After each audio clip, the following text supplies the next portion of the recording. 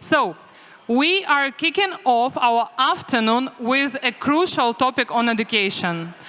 If you have been with us on the first part of the TechIsland Summit, you have heard that literally on each of the panel discussion, the education and the need of reskilling, upskilling, and inspiring the young generation to pursue tech, it was the main topic. I mean, it was touched on each of the panel discussion.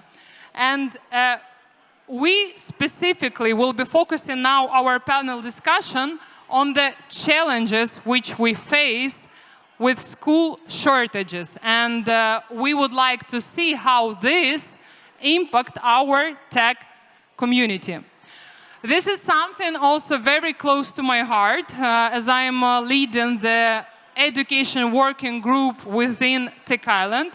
And I will be moderating the next panel discussion with the name Breaking Barriers, Addressing School Shortages to Boost Cyprus Tech Economy. Also, our dear audience in the networking zone, if I may ask you to be a little bit quieter, because it's difficult to speak. And now we're going to have very interesting discussions, so please let's pay attention for this. I would like to invite to join me on this stage a very interesting set of panelists. We have government, we have schools, we have private sector here. So please welcome the Minister of Education, Sport and Youth, Dr. Athena Michaelidou. Petr Valov, co-founder and CEO of Exness and our TechIsland board member. Alexis Andreou, director of the Pascal private schools. And Costas Constantinides, founder and general facilitator of Lighthouse private schools.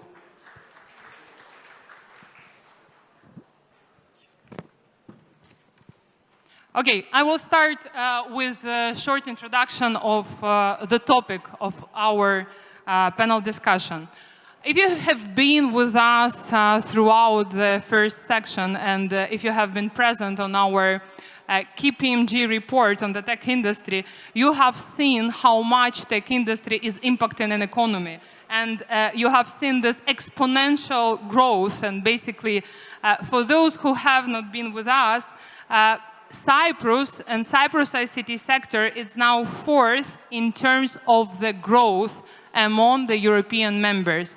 And now, tech sector in Cyprus accounted for almost 15% of the GDP, becoming the fastest growing sector of the economy.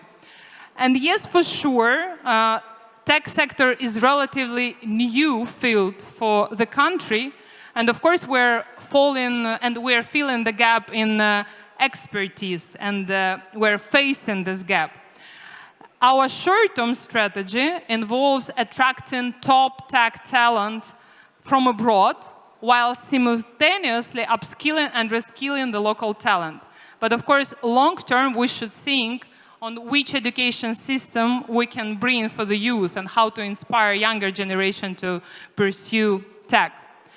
But it's obvious that right now, influx of tech professionals and their families has significantly increased the demand for private education. For many of these people, finding quality schools for children is a key factor in their relocation decision. Cyprus is known for its high-quality English-speaking schools, but the sudden increase in demand due to geopolitical situation globally has created a significant bottleneck within Cyprus. And we are currently witnessing a dramatic shortage in schools' capacity, which creates a major challenge for attracting further tech employees, tech companies, and make Cyprus interesting for the relocation. And of course, this in turn creates a domino effect overall on economic growth because it blocks our tech sector for the further expansion. So let's dive into the challenges and solutions for this issue. And I would like to start with the minister. Dr. Michaelidou, I relocated personally from Ukraine 3 years ago, and Cyprus education was one of the major decision and key factor for me to decide to move to Cyprus, especially for its, let's say, multicultural diversity. As we have here English-speaking, French-speaking. I know that there is Israeli school will be in Cyprus very soon, and we have different teaching systems. Do you think that there is still a room for further expansion to meet the needs of this growing multicultural community? Thank you so much. First, thank you for inviting me to be here, part of this panel. Congratulations to the organizers for this event. It's important that I am here to listen to what you're saying on this issue. It's important that education is part of the map, is on the map regarding the investor's choice, and Cyprus being a destination that is attractive for investors. So it's not only higher education that is part of in the investors' plans, but it's also school education. It's mainly school education. It is very important that we would like to facilitate the processes to make policies easier for access for everyone to come here and invest on having private schools, of course following the laws and regulations of the state. We want Cyprus to become an education hub. It is already expanding, as you said, and we are here to help in close collaboration with you and other interested parts. We have already moved forward this recent year. Our president has put this as a first priority to facilitate the process for having more private schools, since this is a key factor for a decision to come and stay here and work here in Cyprus. So we have already expanded the choices for having the license, the Greek-speaking examination for people coming to work here. And secondly, most importantly, we have changed already the law, so children do not miss their years of schooling. We respect the syllabus and what has been done in the country of origin, and when they come to Cyprus, they follow moving to the next stage. This was not the fact until a year ago. So anything else we can facilitate, as I said, policies and procedures. So as we're open for suggestions by you or others to make things easier, because we really need this expansion, and there is still, yes, room for more expansion on that. Indeed, Petr, Minister mentioned the incentives for investors, and that it's important that investors are also considering investments in private education.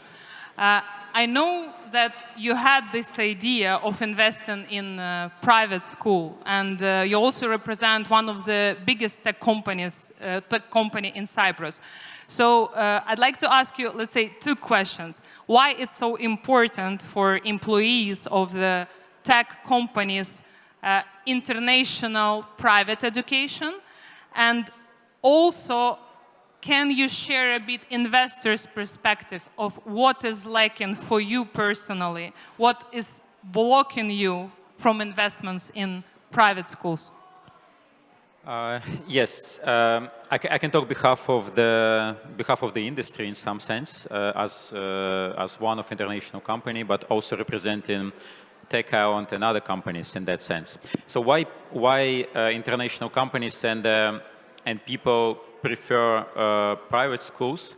They generally prefer English education, because people who are coming to Cyprus initially they don't plan maybe to stay for a very long time. They want to be in the curriculum which allow them to maybe in future relocate to another country. And that's why most of them don't consider to go to public schools, even though many expatriates, many children of expatriates go to public schools eventually when they decide to stay in Cyprus. And we have quite significant percentage of such people as well. But most of people still prefer to go to private schools because of English language. And this is one of the main attraction, as you mentioned about yourself, that you come here because of good education, because of English education, because your children, you want your children grow in international environment. That's one of the main selling point for most of our companies when we relocate people to Cyprus. We say in Cyprus is good climate, good food, but also it's European Union, but also English environment. So you can speak English. In this panel, we can speak English, which is very important. And there is English education for your children. They're coming from countries where they have usually poor education. And for parents, it's one of the main attractions to come to Cyprus and to be in English schools. In Cyprus, I would say it's quite affordable and exists. In many countries, English education does not exist.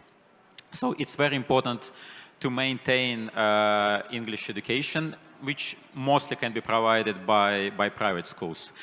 But if you talk about, investors' perspective, yes. So now it's huge shortage. And why it's a shortage?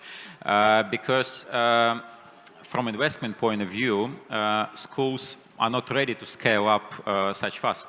So most of schools are quite risk averse, but generally it requires a lot of investments, a lot of permissions. It's quite a lengthy process to scale up. They need to find the land which is appropriate for school. And generally, if you're an investor, for example, and you have a choice between build a school or build an office or flats, for you it's much better to build office or flats instead of school, because school gives you much lower IRR and yield from this investment. So that's why it's also a problem from investment point of view. That's why not so much investment go to private school sector. So now, as we represent a huge part of economy, it's 15%, I would say conservatively, because in fact there is many multiplicator effects. So we invest a lot of money, people spending money. Now we're looking for bottlenecks, and one of the main bottleneck for our industry are schools. So it's not enough places in schools. Literally in Paphos, Limassol, also almost in Larnaca, almost no places. In Nicosia also it's coming. So if you have a company with 100 people, they practically now it's very difficult to just come in one-off and find places in schools.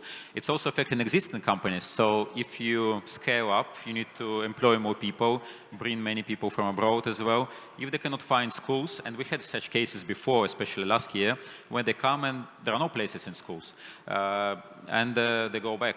So it's also limiting existing companies. So it could be potentially detrimental for existing companies. So now, interestingly, schooling, private schools become a huge bottleneck for economy in general. So if you want to continue to grow, and on the previous panel discussion, it was promises that we can grow twice as the industry, and we really can deliver these results. But in order to grow twice, we need to overcome some bottlenecks, like housing, like schools. And schools is very difficult to overcome, because housing, people are investing in flats, they're building something that's free market. In schools, it's much, much more difficult. So we really need some kind of incentives. We need a government program. So, for example, to have a KPI of how many school places available, how to increase this number of schools. So from investment point of view, and I personally was considering investment, we need to make it more interesting somehow. From the tax point of view, maybe some benefits on transferring meters, maybe some allowances on the land, something that makes it more interesting, because many companies really want to invest in school. And the typical scheme that international companies can invest in real estate and find operator and rent it out to an operator. So my personal belief that we need to facilitate these kind of schools. So we need to engage big businesses here to invest in real estate and let existing schools to rent these facilities and scale up their operations. Thank you. Thank you, Petr. When I was researching, by the way, the European market on what are the government programs are available for the schooling, there was an interesting example in Belgium when they decreased the VAT on construction for schools for 8%. And due to government program, which, I mean, it has much more incentives than only VAT on construction, it was more than 168 million available for school construction within Belgium, and this is huge. It's one of the best examples of the European Union, but of course there might be more.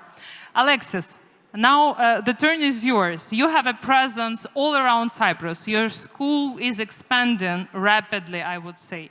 And maybe you also see the growing demand among all the cities. Can you please tell us what specific challenges, because Petr has mentioned a few of them, but from the school perspective, what specific challenges you are facing during this process of expansion? So from experience, I can tell you that the problem with the availability of places is it's the same in Lemesos, Larnaca, and Paphos, I would say. It started in Limassol, but it's exactly the same the problem in other cities, and we see it happening in Lefkosia and Amohostos as well. So I would say it's an island-wide problem. Now, the main challenges we face when we try to expand, I would say, are related to licensing, in particular town planning and building permits. I don't think there is a problem with the establishment or the license to operate. These licenses are coming from the Ministry of Education, and the truth is that they're fast enough, I would say. But especially the second license to operate is related to town planning. So this is where you have delays. So I would say the main challenge is the town planning and building permit, not necessarily the time factor. This is by far the biggest problem, but at the same time, I would say the requirements of the legislation are very strict, and I can give you an example. In the old days, we could teach biology or chemistry in a 50 square meter laboratory. Nowadays, with the requirements, we need 100 or 150 square meters because of fume cabinets, because of safety features like gas detectors, smoke detectors. We need gas supply, AC, DC, when it comes to electricity supplies, etc. So we are forced to, in a way, build bigger buildings, but the density when it comes to town planning remains the same. So we want to build new buildings in line with today's requirements, but the density is keeping us behind. So although we have the funds, let's say, or the willingness to build bigger schools, we face problems with density, with the area required, because the legislation requires a specific number of square meters for yards, etc. So this is something we need to see with the ministry. We need some flexibility there. Another problem we face has to do with staff issues. For specific subjects, there is already a problem, but we see, because of the expansion, we see a problem with staff needs is becoming a real problem. So we will need to discuss with the ministry possibly work permits in order to recruit people from UK, for example. It can be a good pool for us because we teach in English. We want English native teachers.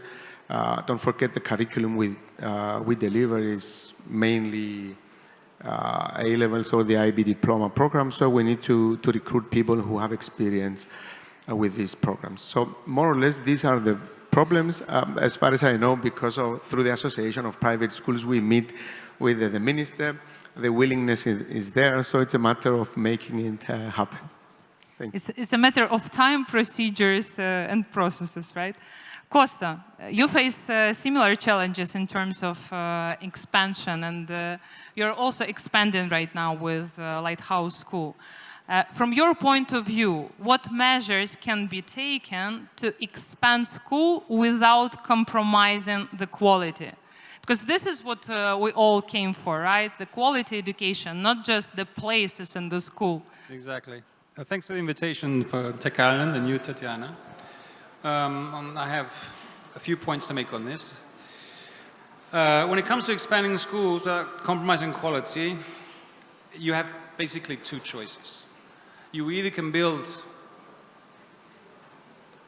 what I call an elephant school or a factory school that accommodates 1,000 or 2,000 students, or you can go small. The plan to expand existing capacity has already more or less reached its limits, as we know, or we wouldn't be having this discussion. So, unless something is done, and I have some suggestions, which I'll mention in a minute, when you invest in a school, the minimum, and we're just discussing this early, cost to start a new school of, let's say, 1,000 students is an easy 10 million euros. So if you're making that kind of investment, you're already in a relatively high-risk venture. And as Peter was saying, the return, the ROI on these kinds of ventures are very low. So there's very little incentive. Furthermore, if you just park a new school in there, you need a whole new team. You need to create a whole new culture. And that takes years of trust building. I've been working in this field for over 12 years. And I can say that now we've reached a point, after 10 to 12 years of... Closer, okay, sorry, thank you. 10 to 12 years of team building to create that atmosphere. And don't forget that the school, ideally, should be a home away from home. The teachers spend more time with your kids, with our kids, I'm a parent as well, than we do sometimes. You want them to go a place where they feel absolutely safe and respected by the adults around them. And when you have a hugely expensive venture, well, like it or not, despite the best intentions of the venture capitalist, what happens is, inevitably, sooner or later, it becomes profit before people. And that is a huge compromise in my experience. So big schools tend to be much more impersonal. So the other option on the table is to have small schools, family schools, community schools, the grassroots model, which is how most of the schools here in Cyprus, the original schools, we all started. I know, for example, that Foley's, I think it was started in Famagusta with 3 students.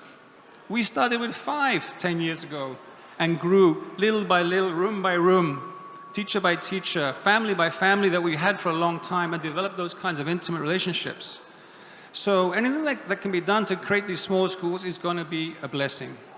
The small schools have a culture of care. They have a willingness to adapt to students' needs because they know the students intimately. They can sit down with the parents any day and talk about what every sensitivity a child has. We're adaptable. And also, if you're going to be a new school, you need to bring something new to the table. You can't just be just another school that offers the same curriculum with the same mentality as all the other things out there. If you're opening a new restaurant, you've got to have a new chef, a new menu, something original. So it brings innovation to the table, which I think is the quality that we're looking for, part of it. And finally, with small schools, you can spread them around town. You can have 20, 25 small schools around town and not have, as we do now, 5 huge schools up in one road, which some of you know what a nightmare that is for everybody. So it makes sense to have these small community schools built near the businesses, built near the new high-rises, and make that mandatory. And this is where the government can step in and say, okay, you're building a high-rise, you've got 200 families in there, make sure you have a school of up to 100, 200 places, it's there, make it free, make it rent-free for the first 2 or 3 years so that a new startup, an educational startup, can come and join you. So changing some of the guidelines for smaller schools is a big plus. Plus, the government can also change, if not the VAT, reduce taxes. My understanding is that new tech startups here have a tax rate of 2.5%. Is that about right? We're still paying, and essentially, if you add all the little taxes up, we're paying a 20% tax rate. That doesn't make sense to me. Why isn't education just as valuable as tech? And ultimately, I think tech wants education and we need tech. We should be partners in this process. And I think the government wants to be in that too. So solutions abound when there's goodwill and common goal to be found. Thank you. Thank you. Alexis, do you have something to add in terms of measures and solutions which you are looking for? What should be improved and how it can be improved? Look, some things were already heard here, so are having to do with the time required for the licenses. Maybe instead of asking us to go through the relaxation department, if there is some freedom with the authorities to allow us when it comes to density or area required.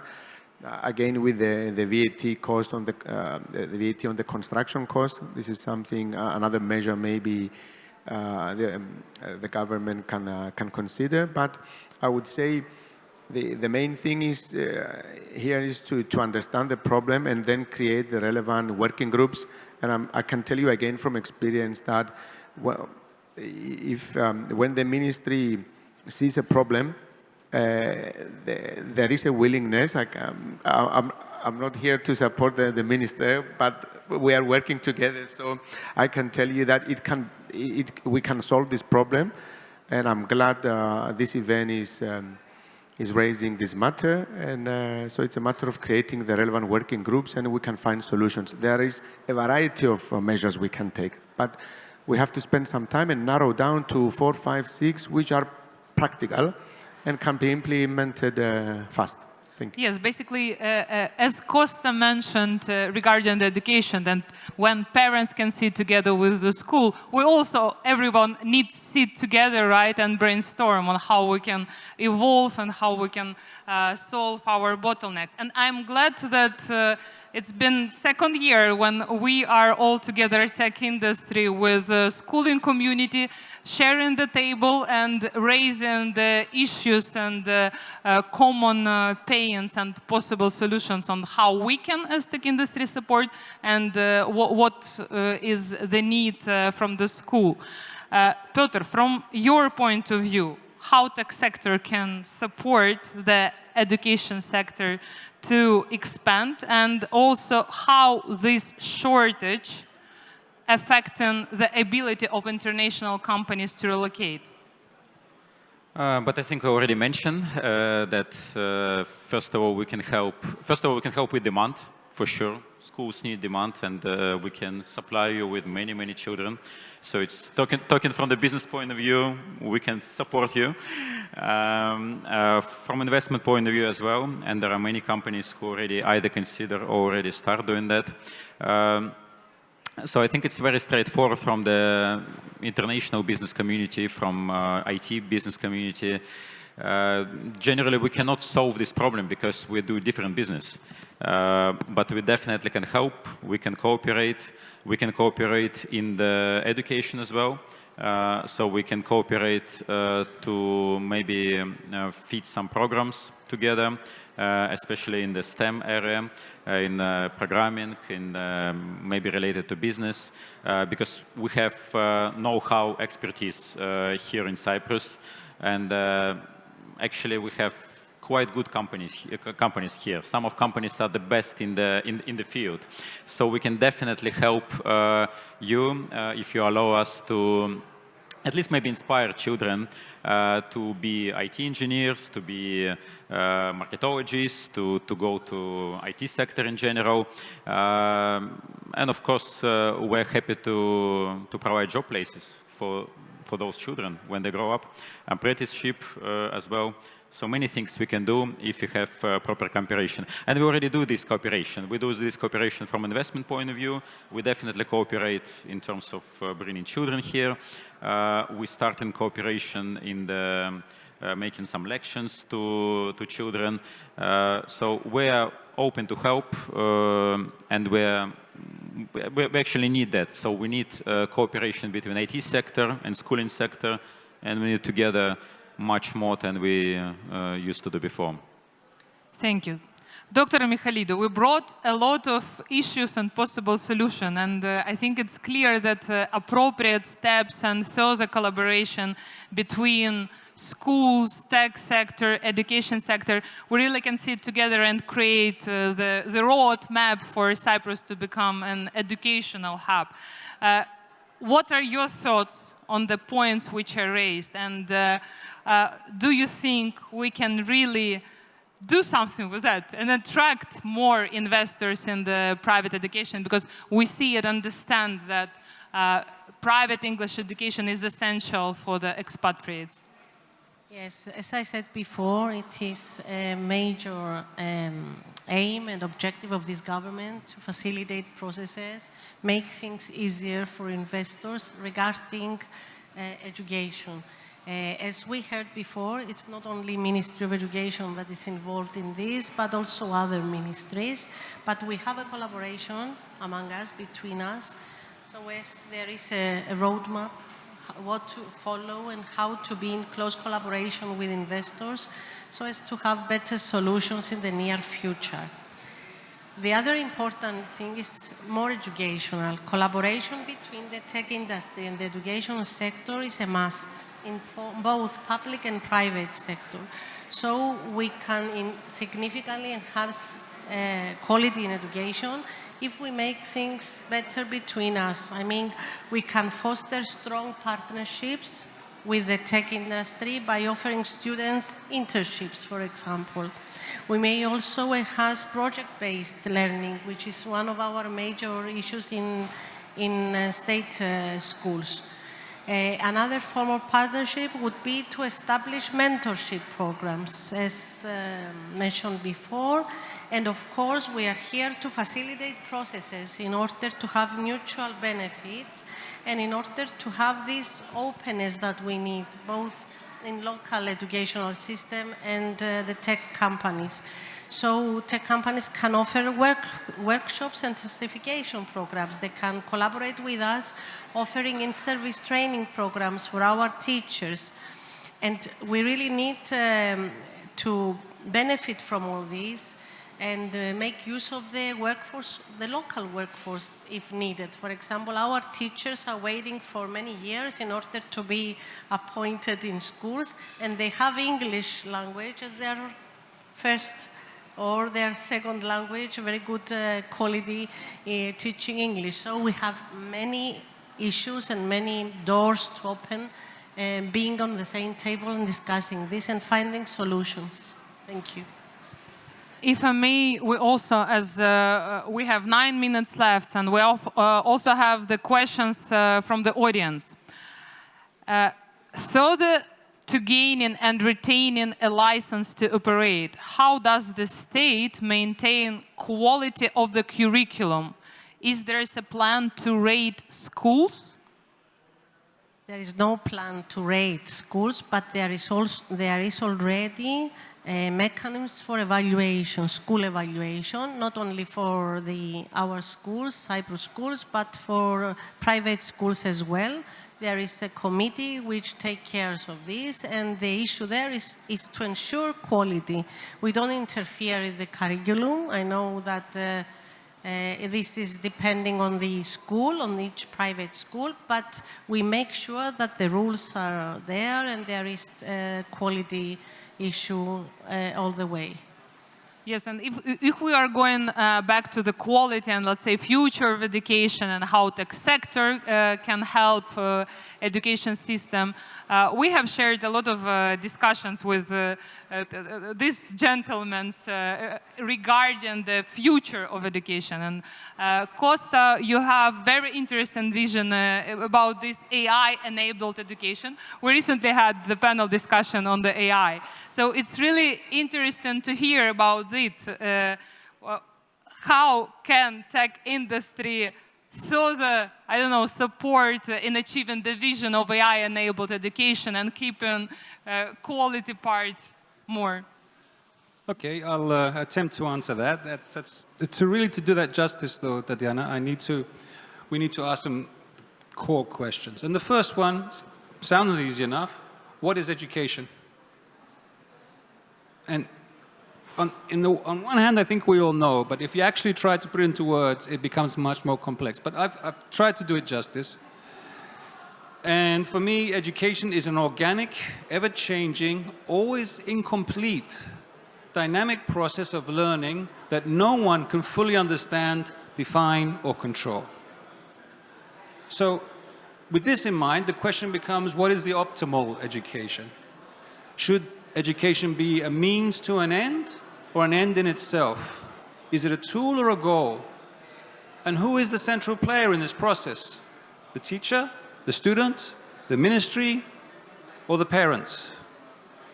And every child, and perhaps some of you remember yourselves, has asked the question, why am I in this classroom? Why am I chained to this desk? What is wrong with the world? And guess who tries to answer that question? Everyone but the child. And there's the first problem right there. Because it's a question that every child needs to answer for themselves. And they need to be encouraged. And for them to do that, that requires a certain skill. That requires the mastery of the process of discovery, which should become the first step in their educational odyssey. It's the first step to what we at the Lighthouse call creative and critical thinking. At the Lighthouse, we see education as a way of life, a way of thinking and awareness. There's always a better way or a better answer. It is critical thinking skill numero uno. There's always a better question. Soon education will no longer be about what questions we can answer, but about what questions we can ask. And this is a process best exemplified by the critical and creative thinking skills of Mother Nature herself. And if you'll permit me, I think I have just enough time to give you an example. Who in this room has heard of a system or an entity called CRISPR? Hands up if you've heard of CRISPR. 2, 3, 4 hands. Oh my goodness, that's a little sad. CRISPR, okay, let me tell you about this quickly.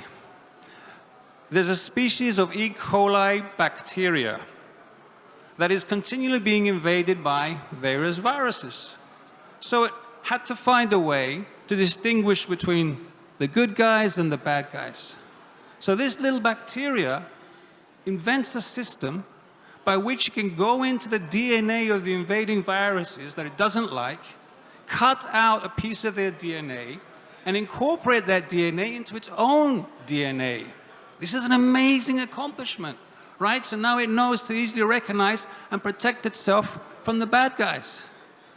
And as if this isn't amazing enough, along come the scientists of the world, and they discover this process. And then they take it to the next step. They say, well, if these little guys can do it, why don't we do it?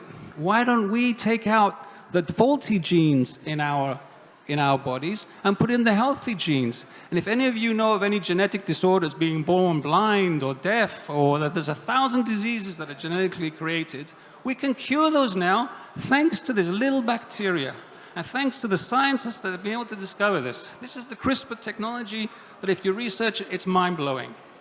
So what's my point? You're beginning to wonder. Let's create an education that is ultimately evolution in action, both a tool and a goal. So now we can ask ourselves a more pertinent question. Ask not what your education can do for you, but what you can do for your education, to rephrase my friend JFK. So back to your original question, Tatiana. Well, again, we have to unpack another question. What is the tech industry? This is an incredible group of companies. Hundreds of companies working together, creating a synergy. Look at around you guys. I was blown away today. I'm from Limassol. Seeing this here was, poof, where am I? Limassol or Berlin? You know, we're becoming cosmopolitan. We've arrived. Thank you, guys. But they have a vision. And they made it big because their vision is based on a concept. And that concept is a synergy with education. They want to be the best version of themselves. They want to be the best possible solution providers in the field that they're in. So my guess is that they didn't make it big by saying, how are we going to get rich? I don't think you had that question one morning and said, I'm going to make a lot of money. What do I do? You said, I want to create something. I want to be something good at something, the best possible. So they asked themselves a better question. And today they realize that the ideal company can only continue to thrive in the ideal culture. And what is the ideal culture? Well, first they're asking, what is the ideal school, which is what you just asked me. And they are asking us, literally been asking us, how can they help us become the best version of ourselves? One more minute and I'm finished, I know. 30 seconds, Costa. 30 seconds, oh my goodness. Well, I'll have to skip a few things here. I'll summarize quickly. The future is changing dramatically. AI is going to change our world upside down. Like it or not, there's a singularity on the horizon. It's a decade or two away. How do we prepare our children for that scenario? Well, the children have to train their own dragons, their own AI dragons, that they can then in turn train them to be the creative and critical thinkers of the future. And the tech companies can work with us to ask the right questions, to ask better questions, to make this happen, to unify the technology, the AI, and the children's minds for a future that we cannot begin to understand. And when we're all on the same page, when we're all in the same room with the same agenda and the same open-minded mission, then we can say, schooling is dead, long live education. Wow, thank you. That's the complex task, you know, the very serious roadmap you designed for us. But for sure, I support your vision. And Alexis, the question to you. How do you see now youth in your school, for example? Are they changing the direction towards tech, towards STEM? Do they pursue, are they interested in this field right now? The truth is that during the last years, there is a shift towards sciences, in particular mathematics, data analytics, engineering, computer science. Unlike a few years ago when everybody wanted to study law, accounting, finance, economics. So we see a shift, and I'm sure the students are influenced by the presence of these companies here. And very often we have guest speakers from these companies. They offer internship programs. So we go hand in hand, and we see more and more students interested in studying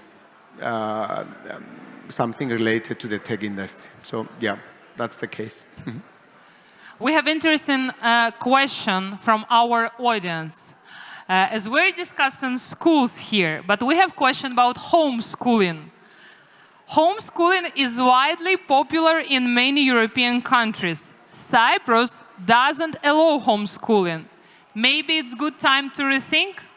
It's a good question, actually. Homeschooling is allowed in Cyprus schools, but only specific cases and after a strong documentation. So there is a big number of students that are following homeschooling because of certain circumstances. It's not widely accepted because there needs to be strong law and legislation on that, but there is already homeschooling, especially after COVID. This has continued to be something that is needed. And I would like to answer the second question. All parties are willing to discuss, but what's practical? from my ministry, from the Ministry of Education, there were 2 strong recommendations by the investors. One of them had to do with the legislation, as I mentioned before.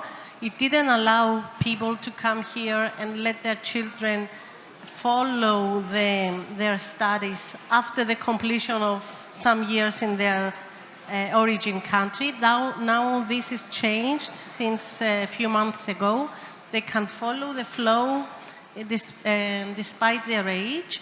And the second one that was asked from us is to have regular opportunities for people to have examinations on Greek language, and this has already been solved. So we're not only giving once a year the opportunity, but 4 times a year. So I would like to say that because there is a specific plan from the government regarding facilitating the process. And the other issue I would like to comment is the educational, again, part. We all can benefit from having private schools, and especially from technologies and STEM. We already have state schools that are concentrated on STEM, sciences, technologies, and mathematics. So it is a great opportunity, as I said before, to have more collaboration on that. Thank you. Yes, by the way, the point regarding the homeschooling is very interesting also for us in the tech industry, because employees, when coming, yes, they need to have, let's say, the official license of the school submitted in the immigration. Would you like to comment on that? Yes, this is basically it. Even though they might be allowed, but in fact, expatriates, when they come, when they apply for migration, they need to bring a paper from school. So, yeah. So maybe it should be some exceptional thing which would help. Yes.